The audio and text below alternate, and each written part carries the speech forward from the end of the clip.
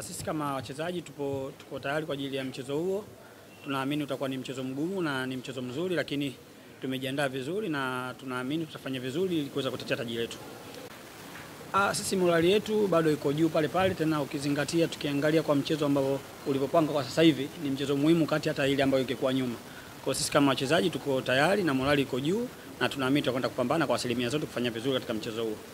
Sisi kwetu hakuna yoyote, ukizingatia wachezaji wakubwa, hii ndio michezo yetu. Kwa hiyo kikubwa ni kujiandaa vizuri na kwenda kufanya vizuri katika mchezo wa kesho. Nadhani hakutakuwa na eneo gumu kama tutafanya kile ambacho tumekifanya katika uwanja wa mazoezi au maelekezo ambayo tumepewa na mwalimu. Kama tutafanya kwa asilimia 100, basi naamini kila kitu kitakuwa chetu. Kwa kuwa tuko tayari, sisi kila mchezo kwetu ni finali. Kwa hiyo tunachoangalia mchezo gani uko mbele, tunatoa kwa asilimia 100 kuweza kufanya vizuri katika mchezo husika. Baada ya hapo tunaangalia mchezo unaokuja. Kwa hiyo ni sisi tukujipanga na kuangalia kuna mchezo gani na mchezo gani mwingine na mahitaji yake. Tunaamini tutapambana hivyo hivyo. Kikubwa tunaenda na tahadhari kubwa kwa sababu Simba nao ni timu nzuri na wanachezaji walio bora.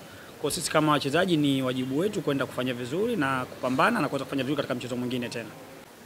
Kikubwa tungependa kuwaomba mashabiki zetu wajitokeze kwa wingi siku ya kesho kuja kutupa support, kwani mchezo huu ni muhimu sana na tunawategemea sana, support yao ni muhimu kwetu.